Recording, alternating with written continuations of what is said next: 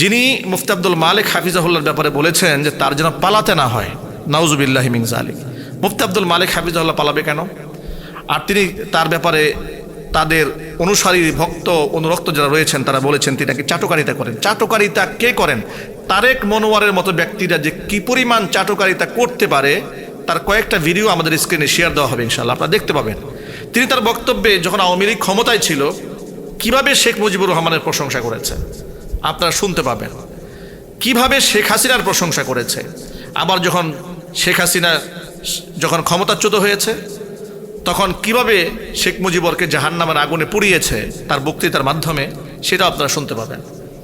এরপরে এক সময় ডক্টর ইউনূসের যখন ক্ষমতায় ছিল না কি পরিমাণ তার বিরুদ্ধাচরণ করেছে, আবার যখন ডক্টর ইউনূস ক্ষমতায় এসছে কি পরিমাণ তার পক্ষপাতিত্ব করেছে, আবার যখন ডক্টর ইউনূসের পতন হয়েছে কিংবা তিনি ক্ষমতাচ্যুত হয়েছেন তখন কি পরিমাণ তার বদগুমান করেছে। এর মানে হচ্ছে যখন যে সরকার ক্ষমতায় থাকে তার প্রশংসা করা, আর ক্ষমতায় চলে গেলে ক্ষমতা থেকে তার বদনাম করা। সবচেয়ে বেশি কবরে ফেরেশতারা পিটাবে শেখ মুজিবকে। কি মাইয়া রেখেছে চোচ, হাজার হাজার কোটি টাকা দিয়ে মুক্তি বানাইছে, ঠিক না? কি আছে যেখানে ইসলাম নাই, শিরক আছে যেখানে আল্লাহ নাই। শয়তানও এত সুদ খাইতে পারে নাই যত সুদ খেয়েছে ইউনূস নামের এই বেয়াদব। সেজন্য এই বেয়াদবের সাথে আমাদের কোনো সম্পর্ক, যদি তার সাথে সম্পর্ক থাকে মুমিন হওয়া। কে বলছে? ডক্টর ইউনূসকে ধন্যবাদ জানাই, 30,000 কোটি গতবার আছে, এইবার প্ল্যান নিয়ে গেছে। এ তো কথা কয় কম, কাম করে। আল্লাহ তোরে আরো বরকত দেখতে ইউনূস ভাই। ও কাকা, আল্লাহ তোরে বরকত দেখ। এ আমাদের কাকা কই যাচ্ছে। আমার একটা ক্যাসেট ওনাকে উপহার দিয়েছিল নিউ ইয়র্ক থেকে, তো উনি দাওয়াত দিয়েছেন, অনেক আগের কথা বলছি, প্রায় 2009 কি 10 হবে। তো অত্যন্ত অ্যাট্রাকটিভ একজন মানুষ, তিনি গেলেই মানুষকে এমনভাবে সম্বোধন করেন আপনি তার ভক্ত না হয়ে পারবেন না। এই সময়ের মধ্যে সবচেয়ে বড় মূর্খ ছিল ডক্টর ইউনূস। জুলাই সনদের 12টা এটাই বাজিয়ে দিয়ে গেছে। নিজে কত শেয়ানা গাবুর, ইসলামের সাথে তার কোনো সম্পর্ক নাই, আগা গোড়া বেনামাজি একটা লোক। এক ওয়াক্ত নামাজও পড়তো না, নামাজ পড়া জানতো না। এই ফাজিলটা ইসলামের বিরুদ্ধে সবগুলো রায় দিয়ে গেছে যে কয়দিন ছিল। সবচেয়ে অত্যাচারিত একটা ফ্যামিলি, কোন ফ্যামিলি? তারেকের খবর জানেন আপনারা? ইংল্যান্ডে আমার সাথে বহুবার দেখা হয়েছে তার। কেমন আছো ভাইয়া? ছোটবেলায় একসাথে ক্যান্টনমেন্টের বাড়িতে আমরা খেলাধুলা করেছি। আমার আব্বা পার্লামেন্ট মেম্বার ছিলেন, জিয়াউর রহমান রাহমাহুল্লাহ, আব্বাকে খুব ভালোবাসতেন।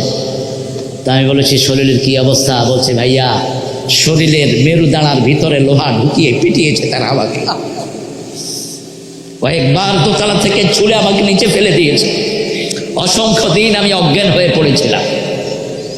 কোকোকে পিটিয়ে পিটিয়ে দুনিয়া থেকে বিদায় করেছে। 3 বারের প্রধানমন্ত্রী, তাকে চিকিৎসার সুযোগ দেওয়া হয়নি। যে মামলাটা দেওয়া হয়েছে ওই টাকাটা এখনো ব্যাংকে আছে না নাই? 2 কোটি টাকা ফুলে ফেঁপে 8 কোটি হয়েছে, তারপরেও মামলা। তাহলে চাটুকারিতা কিংবা সুযোগ সন্ধান করা, এই ধরনের আচরণ, এই ধরনের চরিত্র তারেক মনোয়ারের মতো ব্যক্তিদের দ্বারাই সম্ভব। এটা মুফতি আব্দুল মালিক হাফিজাহুল্লাহর মতো জাহেদ আনি দুনিয়া বিমুখ একজন আলেমের দ্বারা কোনোদিন সম্ভব নয়।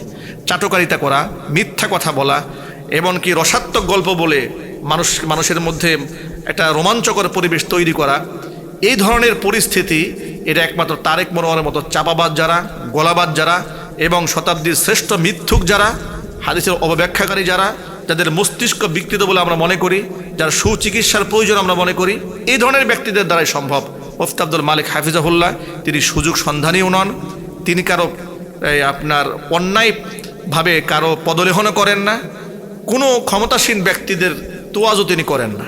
তিনি ঈদগাহ ময়দানে রাষ্ট্রের প্রধানমন্ত্রী, যার মাথায় টুপি ছিল না, এই দৃশ্য দেখে স্বভাবতই একজন দিন প্রেমিক, একজন দরদি আলেমের মনে এই স্বপ্ন আসতে পারে যে আমি তাকে টুপি একটা উপহার দিই।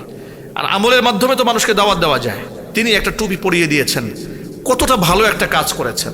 প্রধানমন্ত্রী জনাব তারেক রহমান সাহেব অত্যন্ত শ্রদ্ধার সাথে তার টুপিটা গ্রহণ করেছেন। স্বরাষ্ট্রমন্ত্রী সালাউদ্দিন সাহেব শ্রদ্ধার সাথে টুপিটা গ্রহণ করেছেন। একটা মুসলিম দেশের, সংখ্যাগরিষ্ঠ মুসলিম দেশের প্রধানের মাথায় টুপি থাকবে না, এই দরদ নিয়ে মাথায় টুপিটা পরিয়ে দিয়েছেন। আর এতেই হিংসার আগুনে জ্বলে পুড়ে খাক হয়ে গেল তারেক মনোয়ার এবং তাদের সাঙ্গপাঙ্গরা। আপনারা হিংসার আগুনে যতই জ্বলে পুড়ে খাক হয়ে যান না কেন, মুফতি আব্দুল মালিক হাফিজাহুল্লাহকে আপনারা যত থ্রেট দেন না কেন কিংবা তার বিরুদ্ধাচরণ করেন না কেন, গোটা বিশ্ববাসীর কাছে মুফতি আব্দুল মালিক হাফিজাহুল্লাহ একটা ব্র্যান্ড। আল মাদখাল ইলা উলুমিল হাদিস লিখিত মুফতি আব্দুল মালিক হাফিজাহুল্লাহর বইটি মিশর ধর্ম মন্ত্রণালয় কর্তৃক আন্তর্জাতিক বাণিজ্য মেলায় বেস্ট সেলার হয়েছে। এটা আমাদের বাংলাভাষী মানুষের জন্য কতটা গৌরবের, কতটা আনন্দের। এমনকি বিশ্বের বহু দেশে মুফতি আব্দুল মালিক হাফিজাহুল্লাহ লিখিত কিতাবটি সিলেবাস আকারে মাদ্রাসার ছাত্রদেরকে পড়ানো হচ্ছে। এমন একজন যোগ্য, এমন একজন দক্ষ, এমন একজন রত্নের ব্যাপারে যখন এদেশের কোনো ব্যক্তি কথাবার্তা বলেন, আমরা তার জ্ঞান নিয়ে, তার মস্তিষ্ক নিয়ে প্রশ্ন তুলতে পারি, এটা স্বাভাবিক একটা ব্যাপার। সুতরাং আমরা দেশবাসীকে আহ্বান জানাবো, এই ধরনের মিথ্যুক ধোঁকাবাজদের বক্তব্যে আপনারা প্রতারিত হবেন না, কারণ তাদের চরিত্র এবং তাদের চাপাবাজি আপনাদের সামনে স্পষ্ট রয়েছে। এবং মুফতি আব্দুল মালিক হাফিজাহুল্লাহ আল্লাহ রাব্বুল আলামিনের একজন বান্দা, যাকে আল্লাহ পাক মর্যাদা দিয়েছেন ইলমের কারণে। আমরা তার নেক হায়াত কামনা করি। আমরা কখনোই বলি না মুফতি আব্দুল মালিক হাফিজাহুল্লাহ মাসুম ব্যক্তি, তার ভুল হতে পারে, কিন্তু তিনি এ ধরনের কোনো বক্তব্য দেননি আপনি তার সমালোচনা করবেন। এমন কোনো কাজ যদি উনি করে থাকেন যারা আপনি ডকুমেন্টারি কোরআন সুন্নাহ ভিত্তিক তার পর্যালোচনা করতে পারেন, আমরা সেটা অত্যন্ত শ্রদ্ধার সাথে গ্রহণ করব। কিন্তু হিংসার বশবর্তী হয়ে যদি কটাক্ষমূলকভাবে কোনো কথাবার্তা বলেন, আমরা তাকে ছেড়ে দেব না। কারণ মুফতি আব্দুল মালিক হাফিজাহুল্লাহ উড়ে এসে জুড়ে বসা কোনো ব্যক্তি নন, তার শিকড় অনেক মজবুত। আমরা তার শিকড়েরই একজন, আমরা তার হাতে তৈরি হওয়া সন্তান। মহান আল্লাহ রাব্বুল আলামিনের কাছে উস্তাদ মুফতি আব্দুল মালিক হাফিজাহুল্লাহর নেক হায়াত কামনা করছি এবং এই ধরনের ফাত্তানদের ফিতনা থেকে গোটা দেশবাসীকে আল্লাহ তাআলা হেফাজত করুন, আল্লাহর কাছে সেই দোয়া করছি। আসসালামু আলাইকুম ওয়া রাহমাতুল্লাহি ওয়া বারাকাতুহু। জাতীয় মসজিদ বাইতুল মুকাররমের মুহতারাম খতিব, আমাদের উস্তাদ মুহতারাম ও মুকাররম, যুগ শ্রেষ্ঠ আলেমী দ্বীন, মুহাদ্দিসুল আসর মুফতি আব্দুল মালিক হাফিজাহুল্লাহ, যাকে নিয়ে প্রশ্ন তোলা হচ্ছে তিনি নাকি বর্তমান সরকারের সুবিধাভোগী কিংবা বর্তমান ক্ষমতাসীন দলের পদলেহনকারী, এই ধরনের অনেক শব্দবাণে তাকে জর্জরিত করা হচ্ছে। আমরা দেশের দর্শক শ্রোতা ভাই এবং বন্ধুগণ তাদেরকে অবগতির জন্য জানাচ্ছি, আমি সরাসরি মুফতি আব্দুল মালিক হাফিজাহুল্লাহর ক্ষুদ্র একজন ছাত্র। বুখারী আউয়াল আমরা জামিয়াতুল উলুমিল ইসলামিয়াতে 2009 সালে তার কাছ থেকে শিক্ষা গ্রহণ করেছি। খুব কাছ থেকে তাকে দেখা, তার জুহুদ, তার তাকওয়া, তার পরহেজগারিতা, তার ইলমের গভীরতা সম্পর্কে আমাদের আলহামদুলিল্লাহ যথেষ্ট পরিমাণ আইডিয়া আছে, নলেজ রয়েছে এবং আমরা তার আমলের প্রত্যক্ষদর্শী, তাকওয়ার প্রত্যক্ষদর্শী, দুনিয়া বিমুখতার আমরা তার প্রত্যক্ষদর্শী। হক এবং হক্কানিয়াতের উপরে একজন বলিষ্ঠ ব্যক্তি হচ্ছেন মুফতি আব্দুল মালিক হাফিজাহুল্লাহ। তাকে যখন ইন্টারিম গভর্নমেন্টের সময় জাতীয় মসজিদ বাইতুল মুকাররমে খতিব বানানোর প্রস্তাব দেওয়া হলো, তিনি খুব হাসি মুখেই সে প্রস্তাবটি গ্রহণ করেননি। তিনি সময় নিয়েছিলেন। তিনি তার উস্তাদ তাকি উসমানী হাফিজাহুল্লাহর পরামর্শ নিয়ে সপ্তাহখানিক পরে তিনি রেজাল্ট দিয়েছিলেন এবং অনেক অনুরোধ করে মূলত এই মসজিদের দায়িত্বে তাকে আনা হয়েছিল। তাহলে যিনি বাইতুল মুকাররমে খতিব হওয়ার জন্য কোনো লবিং করেননি, প্রসেসিং করেননি, কারো কাছে সুপারিশ করেননি, বরং আল্লাহ রাব্বুল আলামিনের পক্ষ থেকে ফয়সালায় তাকওয়া এবং তার ইলমের যোগ্যতা বলে মহান আল্লাহ পাক তাকে সেখানে নিয়েছেন, সেই ব্যক্তির শানে যখন কোনো বেয়াদবিমূলক কটূক্তি আমরা বাংলাদেশের কোনো ব্যক্তির মুখ থেকে শুনতে পাই, আমরা মারাত্মকভাবে আহত হই, ক্ষতবিক্ষত হই। আপনাদেরকে তার দুনিয়া বিমুখতার ছোট্ট দুটো এক্সাম্পল দিচ্ছি আপনাদেরকে। মুফতি আব্দুল মালিক হাফিজাহুল্লাহর হযরতপুরে মারকাজুদ দাওয়াতুল ইসলামিয়ার স্থায়ী ক্যাম্পাস করেছেন তিনি। সেখানে অনেক জায়গা জমি খরিদ করা হয়েছে। সেখানে জমি খরিদ করা বাবদ জনৈক শিল্পপতি তাকে বেশ কিছু অনুদান দেওয়ার জন্য চেয়েছিলেন। অনুদানের প্রস্তাব পাওয়ার পরে স্বভাবতই মাদ্রাসার মুহতামিম সাহেবগণ অনেক খুশি হন, আপ্লুত হন, তাকে অনেক আপ্যায়ন করেন। তিনি কি ফাসেক না ফুজ্জার, কিংবা তিনি কি কতটুকুন আমলদার, নামাজি কিংবা বেনামাজি, তার ইনকাম হালাল না হারাম, সাধারণত মুহতামিম সাহেবরা এগুলো দেখেন না। দুনিয়াদার যে কোনো ব্যক্তির দানই সাধারণত মাদ্রাসাগুলোতে গ্রহণ করা হয়। মুফতি আব্দুল মালিক হাফিজাহুল্লাহ কি করলেন, যখন তাকে হযরতপুরে জমি খরিদ করে দেওয়ার জন্য প্রস্তাবনা দেওয়া হলো শিল্পপতির পক্ষ থেকে, তিনি ওই শিল্পপতির বিগত 10 বছরের গভর্নমেন্টকে ট্যাক্স দিয়েছে কিনা কিংবা জাকাত দিয়েছে কিনা সমস্ত নথিপত্রগুলো সাবমিট করতে বললেন, যে আপনি ঠিকমতো গভর্নমেন্টের ট্যাক্স দেন কিনা কিংবা আল্লাহ আপনার উপর যে জাকাতকে ফরজ করেছেন সেটা আপনি ঠিকমতো আদায় করেন কিনা। সুবহানাল্লাহ। আপনারা কল্পনা করতে পারেন একজন ব্যক্তির তাকওয়া কোন লেয়ারে থাকলে, কতটুকু উপরে থাকলে এতটা দুনিয়া বিমুখতা অর্জন করা যায়। মুফতি আব্দুল মালিক হাফিজাহুল্লাহ এই বছর কোরবানির ঈদে পঞ্চগড়ের নিরীহ গরিব মানুষের জন্য তিনি বড় একটা কোরবানি উপহার দিয়েছেন। তার কুরবানির গরু যখন বাজারে কিনতে যাওয়া হয়েছে, দায়িত্বশীল ব্যক্তি যখন গিয়েছেন, সেখানে যখন বললেন যে মুফতি আব্দুল মালিক হাফিজাহুল্লাহর জন্য একটা গরু লাগবে, তিনি হুজুরের নাম শোনা মাত্র প্রস্তাব করলেন যে তাহলে আমরা কি হুজুরকে একটা গরু উপহার দিতে পারি না, এই সুযোগটা কি পাওয়া যাবে? তিনি বললেন যে না, হুজুর তো এমনিতেও হাদিয়া গ্রহণ করেন না, আর আপনাকে চিনেন না, জানেন না, হুজুর এই হাদিয়া কোনোভাবে অ্যাকসেপ্ট করবেন না, কারণ তার তাকওয়া, তার পরহেজগারিতা অনেক উঁচু লেভেলের। তাহলে এমন দুনিয়া বিমুখ একজন আলেম, সর্বোপরি তিনি সে হাদিয়া তো গ্রহণ করেননি, বরং নিজের জন্য, যে সরাসরি যা নিজের জন্য কোরবানি করেছেন তার চেয়েও প্রায় 30,000 টাকা বেশি মূল্যের কোরবানি তিনি দিয়েছেন পঞ্চগড়ের নিরীহ গরিব মানুষের জন্য। ইনি হচ্ছেন মুফতি আব্দুল মালিক হাফিজাহুল্লাহ। সেই ব্যক্তিকে নিয়ে যখন কোনো ব্যক্তি এমন প্রশ্ন তোলেন, তিনি সরকারের সুবিধাভোগী, তাদের চাটুকারিতা করেন কিংবা তাদের দল টানেন, এই ধরনের ব্যঙ্গ এবং বিদ্রুপের ভাষায় যদি কেউ কথাবার্তা বলে, তখন স্বভাবতই আমরা যারা তার ছাত্র রয়েছি আমাদের হৃদয়ে রক্তক্ষরণ হয়। বাংলাদেশের আলোচিত সমালোচিত একজন বক্তা রয়েছে, 1990 সাল খ্যাত মাওলানা তারেক মনোয়ার হাদাহুল্লাহ। আমরা আল্লাহর কাছে তার হেদায়েত কামনা করি। এই জন্য হেদায়েত কামনা করি কারণ ওয়াজের মাঠে তিনি যে ধরনের ফাহেসা কথাবার্তা বলেন, যে ধরনের বাংলা ভাষায় বলতে গেলে চাপাবাজি কথাবার্তা বলেন, উদ্ভট কথাবার্তা বলেন এবং হাদিসের ব্যাখ্যার নামে যে অপব্যাখ্যাগুলো মানুষের সামনে উপস্থাপন করেন, এতে করে জনসাধারণের মধ্যে খুব মারাত্মক একটা নেগেটিভ প্রতিক্রিয়া তৈরি হয়। সেই প্রতিক্রিয়ার জবাব দিতে গিয়ে উলামা ইকরাম অস্থির হয়ে যান। এমন উদ্ভট কথাবার্তা, উদ্ভট ফতোয়া, উদ্ভট হিস্ট্রি জাতির সামনে উপস্থাপন করেন।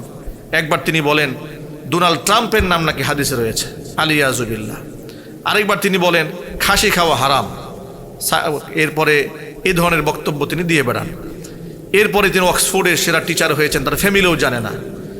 এই ধরনের কত ধরনের গাল গল্প কোরআনের মঞ্চে বসে তিনি উপস্থাপন করেন। আমার সামনে ডকুমেন্ট রয়েছে, আমি আপনাদেরকে দেখাতে পারবো এই মুহূর্তে। অবশ্যই আমার বক্তব্য চলাকালে কয়েকটা ভিডিও আপনাদেরকে স্ক্রিনে শেয়ার করা হবে ইনশাআল্লাহ। যিনি মুফতি আব্দুল মালিক হাফিজাহুল্লাহর ব্যাপারে বলেছেন যে তার যেন পালাতে না হয়, নাউজুবিল্লাহি মিন যালিক। মুফতি আব্দুল মালিক হাফিজাহুল্লাহ পালাবে কেন? আর তিনি তার ব্যাপারে তাদের অনুসারী, ভক্ত, অনুরক্ত যারা রয়েছেন তারা বলেছেন তিনি নাকি চাটুকারিতা করেন। চাটুকারিতা কে করেন? তারেক মনোয়ারের মতো ব্যক্তিরা যে কি পরিমাণ চাটুকারিতা করতে পারে তার কয়েকটা ভিডিও আমাদের স্ক্রিনে শেয়ার দেওয়া হবে ইনশাআল্লাহ, আপনারা দেখতে পাবেন। তিনি তার বক্তব্যে যখন আওয়ামী লীগ ক্ষমতায় ছিল কিভাবে শেখ মুজিবুর রহমানের প্রশংসা করেছে আপনারা শুনতে পাবেন, কিভাবে শেখ হাসিনার প্রশংসা করেছে। আবার যখন শেখ হাসিনা ক্ষমতাচ্যুত হয়েছে তখন কিভাবে শেখ মুজিবরকে জাহান্নামের আগুনে পুড়িয়েছে তার বক্তৃতার মাধ্যমে, সেটা আপনারা শুনতে পাবেন। এরপরে এক সময় ডক্টর ইউনূসের যখন ক্ষমতায় ছিল না কি পরিমাণ তার বিরুদ্ধাচরণ করেছে, আবার যখন ডক্টর ইউনূস ক্ষমতায় এসছে কি পরিমাণ তার পক্ষপাতিত্ব করেছে, আবার যখন ডক্টর ইউনূসের পতন হয়েছে কিংবা তিনি ক্ষমতাচ্যুত হয়েছেন তখন কি পরিমাণ তার বদগুমান করেছে। এর মানে হচ্ছে যখন যে সরকার ক্ষমতায় থাকে তার প্রশংসা করা, আর ক্ষমতায় চলে গেলে ক্ষমতা থেকে তার বদনাম করা। সবচেয়ে বেশি কবরে ফেরেশতারা পিটাবে শেখ মুজিবকে। কি মাইয়া রেখেছে চোচ, হাজার হাজার কোটি টাকা দিয়ে মুক্তি বানাইছে, ঠিক না? কি আছে যেখানে ইসলাম নাই, শিরক আছে যেখানে আল্লাহ নাই। শয়তানও এত সুদ খাইতে পারে নাই যত সুদ খেয়েছে ইউনূস নামের এই বেয়াদব। সেজন্য এই বেয়াদবের সাথে আমাদের কোনো সম্পর্ক, যদি তার সাথে সম্পর্ক থাকে মুমিন হওয়া। কে বলছে? ডক্টর ইউনূসকে ধন্যবাদ জানাই, 30,000 কোটি গতবার আছে। এইবার প্ল্যান নিয়ে গেছে, এ তো কথা কয় কম, কাম করে। আল্লাহ তোরে আরো বরকত দেখতে নিউজ ভাই, ও কাকা আল্লাহ তোরে বরকত দেখ। এ আমাদের কাকা কই দেখছে, আমার একটা ক্যাসেট ওনাকে উপহার দিয়েছিল নিউ ইয়র্ক থেকে। তো উনি দাওয়াত দিয়েছেন, অনেক আগের কথা বলছি, প্রায় 2009 কি 10 হবে। তো অত্যন্ত অ্যাট্রাকটিভ একজন মানুষ, তিনি গেলেই মানুষকে এমন ভাবে সম্বোধন করেন আপনি তার ভক্ত না হয়ে পারবেন না। এই সময়ের মধ্যে সবচেয়ে বড় মূর্খ ছিল ডক্টর ইউনূস। জুলাই সনদের 12টা এটাই বাজিয়ে দিয়ে গেছে। নিজে কত শেয়ানা গাবুর, ইসলামের সাথে তার কোনো সম্পর্ক নাই, আগা গোড়া বেনামাজি একটা লোক। এক ওয়াক্ত নামাজও পড়তো না, নামাজ পড়া জানতো না। এই ফাজিলটা ইসলামের বিরুদ্ধে সবগুলো রায় দিয়ে গেছে যে কয়দিন ছিল। সবচেয়ে অত্যাচারিত একটা ফ্যামিলি, কোন ফ্যামিলি? তারেকের খবর জানেন আপনারা? ইংল্যান্ডে আমার সাথে বহুবার দেখা হয়েছে। তার কেমন আছো ভাইয়া? ছোটবেলায় একসাথে ক্যান্টনমেন্টের বাড়িতে আমরা খেলাধুলা করেছি। আমার আব্বা পার্লামেন্ট মেম্বার ছিলেন, জিয়াউর রহমান রাহমাহুল্লাহ, আব্বাকে খুব ভালোবাসতেন।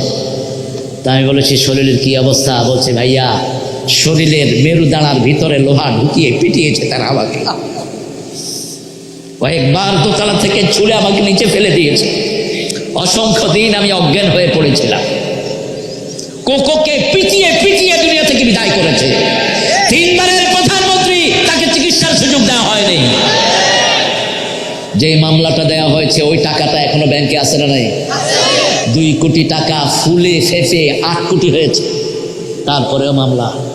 তাহলে চাটুকারিতা কিংবা সুযোগ সন্ধান করা, এই ধরনের আচরণ, এই ধরনের চরিত্র তারেক মনোয়ারের মতো ব্যক্তিদের দ্বারাই সম্ভব। এরা মুফতি আব্দুল মালিক হাফিজাহুল্লাহর মতো জাহেদ আনি দুনিয়া বিমুখ একজন আলেমের দ্বারা কোনোদিন সম্ভব নয়।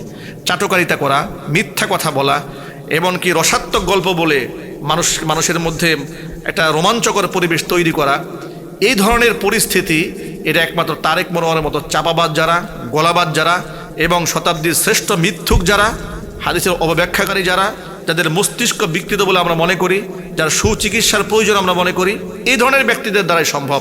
মুফতি আব্দুল মালিক হাফিজাহুল্লাহ তিনি সুযোগ সন্ধানীও নন, তিনি কারো আপনার অন্যায়ভাবে কারো পদলেহনও করেন না, কোনো ক্ষমতাসীন ব্যক্তিদের তোয়াজও তিনি করেন না। তিনি ঈদগাহ ময়দানে রাষ্ট্রের প্রধানমন্ত্রী, যার মাথায় টুপি ছিল না, এই দৃশ্য দেখে স্বভাবতই একজন দিন প্রেমিক, একজন দরদি আলেমের মনে এই স্বপ্ন আসতে পারে যে আমি তাকে টুপি একটা উপহার দিই। আর আমলের মাধ্যমে তো মানুষকে দাওয়াত দেওয়া যায়। তিনি একটা টুপি পরিয়ে দিয়েছেন, কতটা ভালো একটা কাজ করেছেন। প্রধানমন্ত্রী জনাব তারেক রহমান সাহেব অত্যন্ত শ্রদ্ধার সাথে তার টুপিটা গ্রহণ করেছেন। স্বরাষ্ট্রমন্ত্রী সালাউদ্দিন সাহেব শ্রদ্ধার সাথে টুপিটা গ্রহণ করেছেন। একটা মুসলিম দেশের, সংখ্যাগরিষ্ঠ মুসলিম দেশের প্রধানের মাথায় টুপি থাকবে না, এই দরদ নিয়ে মাথায় টুপিটা পরিয়ে দিয়েছেন। আর এতেই হিংসার আগুনে জ্বলে পুড়ে খাক হয়ে গেল তারেক মনোয়ার এবং তাদের সাঙ্গপাঙ্গরা।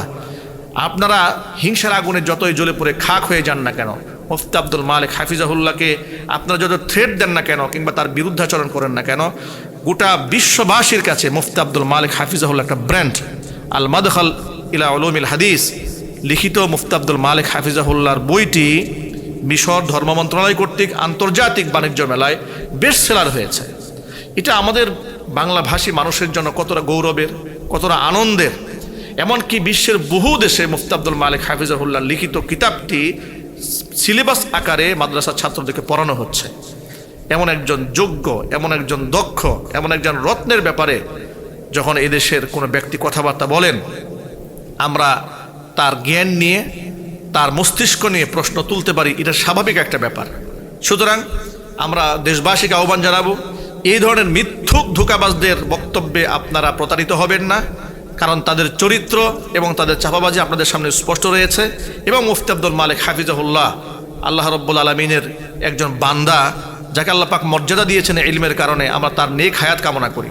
আমরা কখনোই বলি না মুফতি আব্দুল মালিক হাফিজাহুল্লাহ মাসুম ব্যক্তি, তার ভুল হতে পারে, কিন্তু তিনি এ ধরনের কোনো বক্তব্য দেননি আপনি তার সমালোচনা করবেন। এমন কোনো কাজ যদি উনি করে থাকেন যারা আপনি ডকুমেন্টারি কোরআন সুন্নাহ ভিত্তিক তার পর্যালোচনা করতে পারেন, আমরা সেটা অত্যন্ত শ্রদ্ধার সাথে গ্রহণ করব। কিন্তু হিংসার বশবর্তী হয়ে যদি কটাক্ষমূলকভাবে কোনো কথাবার্তা বলেন, আমরা তাকে ছেড়ে দেব না। কারণ মুফতি আব্দুল মালিক হাফিজাহুল্লাহ উড়ে এসে জুড়ে বসা কোনো ব্যক্তি নন, তার শিকড় অনেক মজবুত। আমরা তার শিকড়েরই একজন, আমরা তার হাতে তৈরি হওয়া সন্তান। মহান আল্লাহ রাব্বুল আলামিনের কাছে উস্তাদ মুফতি আব্দুল মালিক হাফিজাহুল্লাহর নেক হায়াত কামনা করছি এবং এই ধরনের ফাত্তানদের ফিতনা থেকে গোটা দেশবাসীকে আল্লাহ তাআলা হেফাজত করুন, আল্লাহর কাছে সেই দোয়া করছি। আসসালামু আলাইকুম ওয়া রাহমাতুল্লাহি ওয়া বারাকাতুহু।